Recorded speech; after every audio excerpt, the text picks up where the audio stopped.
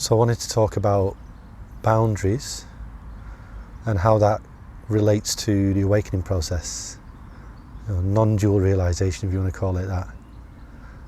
I mean, a lot of what we talk about when we're talking about awakening is recognizing the non-separate nature of experience.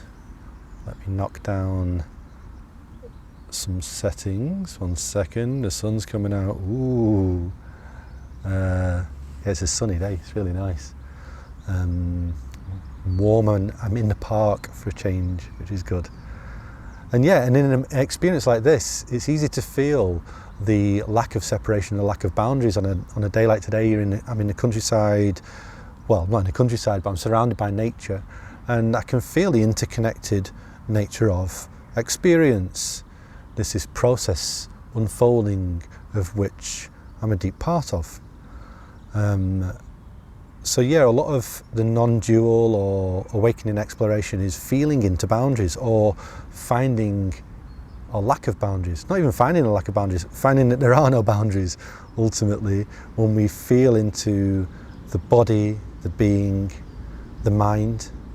And that's a really beautiful and natural part of waking up, because you feel connected, non-separate, not alone. Yeah, alive, deeply alive as part of something much bigger.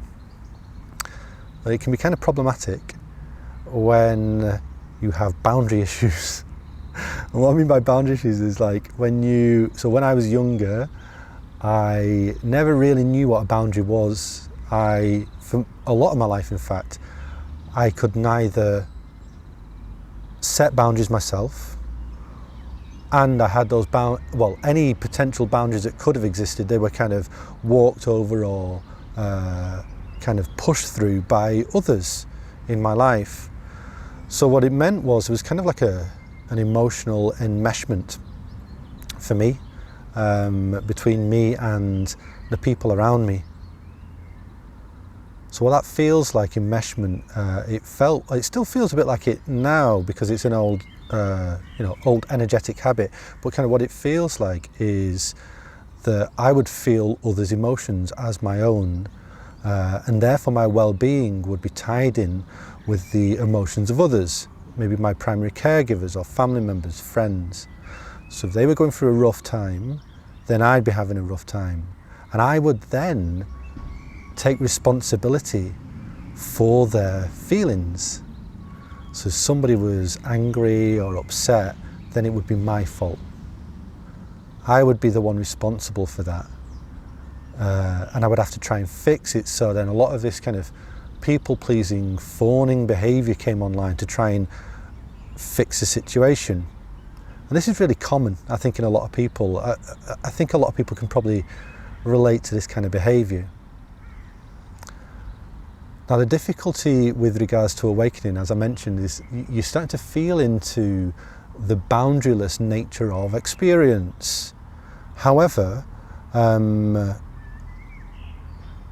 order for us to feel healthy and protected and safe, we need some boundaries. We need some, I say internal, but you could call them emotional or energetic boundaries, in order to protect us, to give us love, to give us respect, self-respect, and to show the world what is and what isn't acceptable with the way that maybe people treat us, as an example. And that can be quite hard, because if those boundaries weren't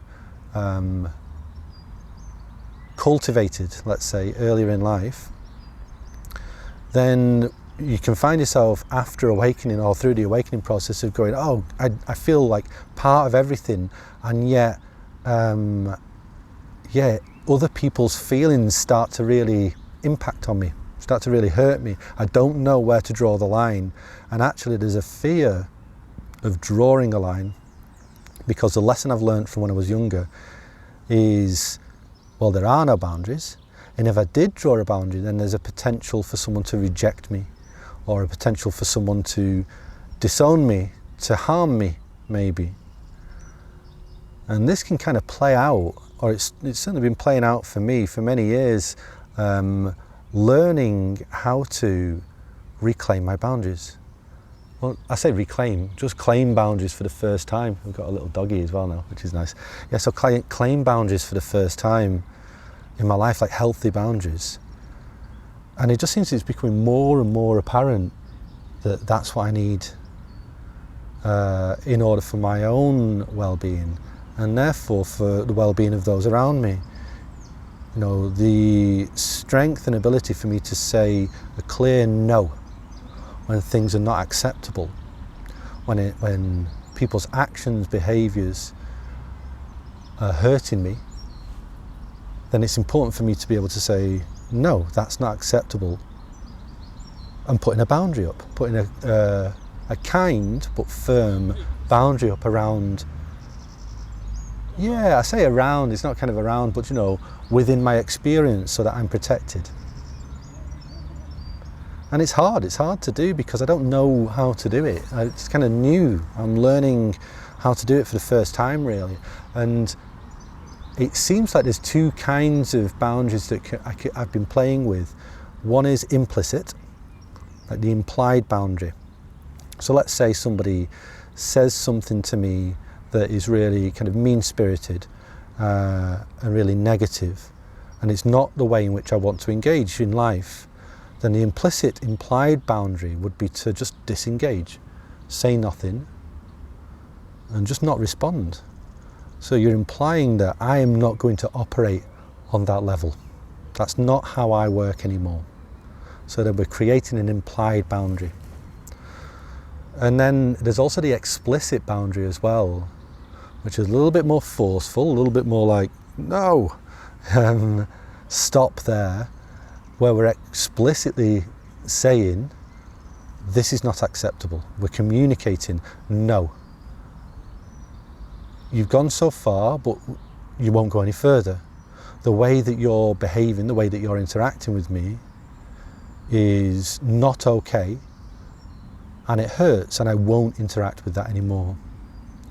So I've kind of been playing with those and finding out what's the most skillful, and it's been hard because what I've been finding is that there's like a rebound for me. So when I put a clear boundary in the world, maybe it's an explicit boundary, maybe it's an implicit boundary, but when I put a clear boundary in the world, the lesson that was learned from my youth was, this is dangerous. Having boundaries cuts you off from love. It cuts you off from other people. You will be rejected. If you say no and stand up for, the way that you feel, the truth of your experience, then you're going to get isolated, exiled, maybe even punished. So then I've been feeling, after setting boundaries, like this quivering of the heart, like a fear response, wanting to check that other person's okay. Are you sure that it's fine that I said no? Are you sure that it's okay? Kind of going back, almost kind of going back on the boundary that I'd set.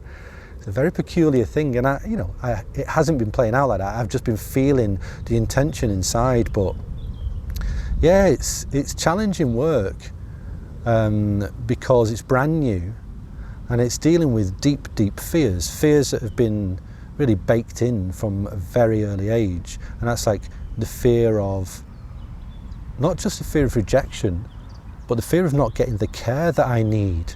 If you set a clear boundary, well, you can't really, but like if you set a clear boundary at the age of 3 or 4 to your parents, then that doesn't wash really. You kind of like, well, it wasn't for me, it didn't work for me. So I just thought I'd explore a little bit about, a lot of the time we talk about acceptance when we're talking about awakening, accepting the moment as it is. And that can sound a little bit counterintuitive to me then, saying, well, actually a big part of this is being able to set healthy boundaries. But the lack of boundaries, what I'm beginning to find, was not accepting and not honouring the way that I truly felt. I truly felt that there was a pain and that I needed distance and protection, and yet I wasn't able to honour that. So now it feels much more loving loving for me and loving for the world, to, where appropriate, just put out a clear no. Maybe some reasoning, but a clear no, either implicitly or explicitly, and respect, and give myself the space to feel what I need to feel without thinking I need to give up my position or give it all over to other people.